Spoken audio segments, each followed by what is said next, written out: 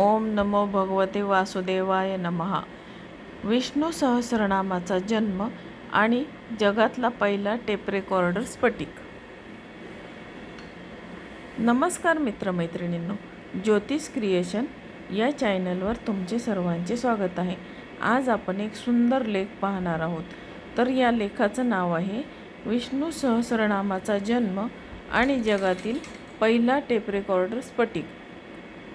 तर वरील माहितीपूर्ण लेख तुम्हाला नक्की आवडेल, तो तुम्ही नक्की वाचावा किंवा ऐकावा, ही माझी सर्वांना नम्र विनंती. तर आता आपण या लेखाला सुरुवात करूया.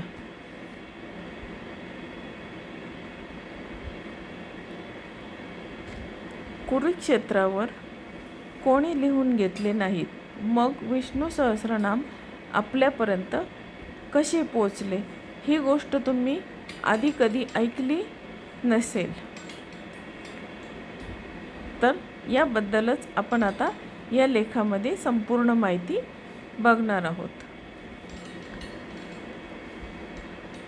तर आपल्याला माहीत असलेली गोष्ट, भीष्म पितामह बाणाच्या शय्येवर युधिष्ठिर समोर, श्रीकृष्ण साक्षीला, वेदव्यास उपस्थित आणि त्यावेळेस भीष्मांनी विष्णूंची 1000 नावे सांगितली. आपण सगळे हे जाणतो, पण एक प्रश्न कधी मनात आला का तुमच्या? त्या भयान रणांगणावर बाणांच्या शय्येवर बसून कोणी लिहून घेतले होते का? कागद होता का? लेखणी होती का? कोणी लिहिले होते का नाही, हे तुमच्या कधी मनात आले आहे का? आणि इथे सुरू होते ती गोष्ट जी तुम्ही आधी कधीच ऐकली नसेल. तर आता आपण पाहूया ती गोष्ट. आता भीष्मांनी सांगितले, पण कोणी लिहिले नाही. भीष्म पितामह जेव्हा विष्णूंची सहस्रनामे सांगत होते, तेव्हा तिथे असलेले सर्व, युधिष्ठिर, 5 पांडव, श्रीकृष्ण, वेदव्यास, हे सगळे डोळे मिटून तल्लीन होऊन ती नामे ऐकत होते. आता भीष्मांनी सांगणे संपले आणि सगळ्यांनी डोळे उघडले. भीष्मांनी ते नामे सांगितले आणि सर्वांनी डोळे उघडले. आता पहिला आवाज आला युधिष्ठिरांचा, थांबा, पितामहांनी 1000 नावे सांगितली. आपण सगळे ते ऐकत होतो, पण कुणी लिहून ठेवले का? क्रम गेला, सहस्रनाम हरवले. कारण सगळे एकमेकांकडे पाहू लागले. तिथं उपस्थित असलेले 5 जण एकमेकांकडे पाहू लागले. मग सगळ्यांनी श्रीकृष्णाकडे पाहिले. तुम्ही सांगा, तुम्हाला नक्की आठवत असेल.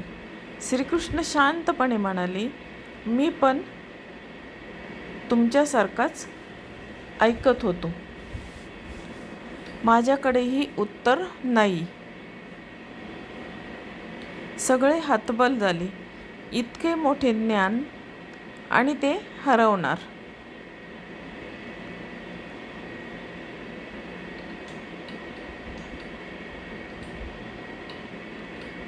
मग श्रीकृष्णाने सांगितले, एक अद्भुत उपाय आहे. श्रीकृष्ण म्हणाले, एकच मार्ग आहे. सहदेव. तर सगळे चकित झाले. सहदेव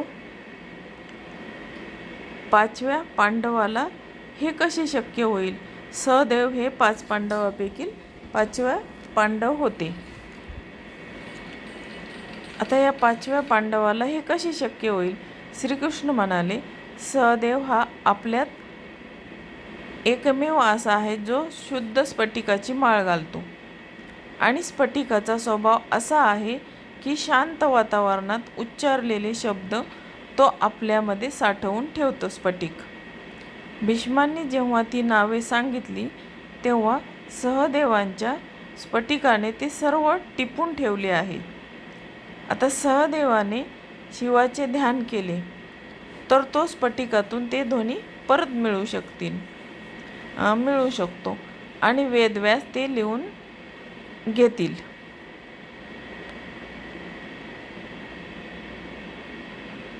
तर अशा प्रकारे जगातील पहिला टेप रेकॉर्डर स्फटिक.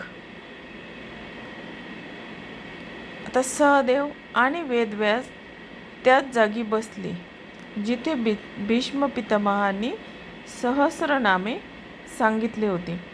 आता सहदेवाने शिवांचे ध्यान सुरू केले. स्फटिकात साठलेले ते ध्वनी हळूहळू प्रकट होऊ लागले आणि श्री वेदव्यास एक एक करून नावे लिहू लागले.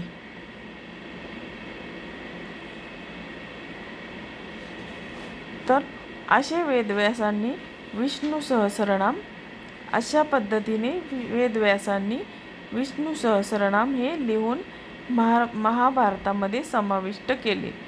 हे सांगताना कांची परमाचार्य श्री चंद्रशेखर सरस्वती स्वामी म्हणाले, जगातील सर्वात पहिला हा टेप रेकॉर्डर म्हणजेच हा स्फटिक, ज्याने आपल्यासाठी विष्णू सहस्रनाम जपून ठेवले.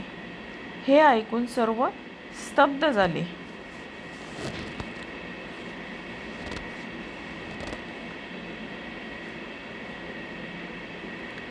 आता आपण आणखीन एक गोष्ट की जी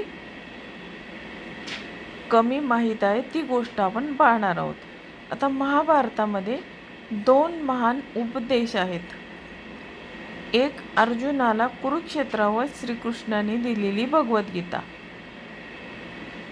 आणि दुसरा महान उपदेश आहे की युधिष्ठिराला भीष्मांनी दिलेले विष्णू सहस्रनाम. अर्जुनाला दिलेली भगवद्गीता आणि युधिष्ठिराला दिलेले विष्णू सहस्रनाम हे दोन्हीही वेदव्यासांनी लिहून ठेवले.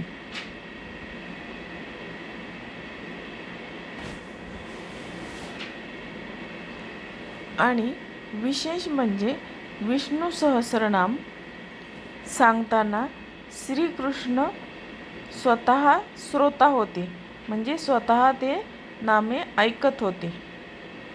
विचार करा, ज्यांची नावे सांगितली जात होती तो स्वतः तिथे श्रोता म्हणून होता.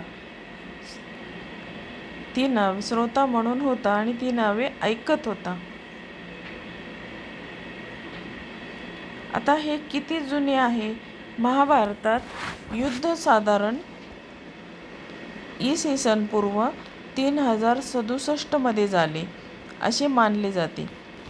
म्हणजे विष्णू सहस्रनाम आपल्यापर्यंत येऊन आता जवळजवळ 5100 वर्ष झालेली आहेत.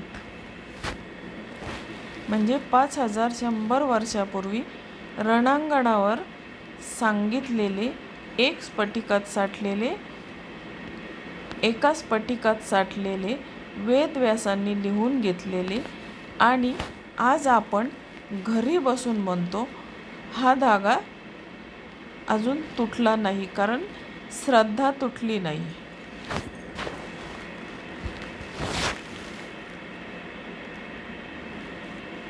तर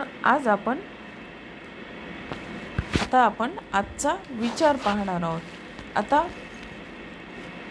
पुढच्या वेळी विष्णू सहस्रनाम म्हणाल तेव्हा एक क्षणभर थांबा, कारण कुरुक्षेत्राच्या त्या भयान रणांगणावर बाणांनी घायाळ झालेल्या भीष्मांनी जे सांगितले आणि सहदेवाच्या स्फटिकाने जे जपले आणि वेदव्यासांनी जे लिहिले ते 5000 वर्षानंतरही तुमच्या ओठांवर आहे. हे नुसते शब्द किंवा स्तोत्र नाही, ही एक दिव्य स्पंदने आहेत. ओम नमो भगवते वासुदेवाय नमः. तर अधिक महिन्याच्या तुम्हाला शुभेच्छा. अधिक महिन्याच्या तुम्हा सर्वांना हार्दिक शुभेच्छा. तर वरील लेख तुम्हाला कसा वाटला? वरील लेख जर तुम्हाला आवडला असेल तर तुम्ही माझ्या चॅनलला लाईक, शेअर आणि सबस्क्राईब करायला विसरू नका. आणि हा लेख तुम्ही तुमच्या मित्रमैत्रिणींना पण शेअर करायला विसरू नका. नमस्कार.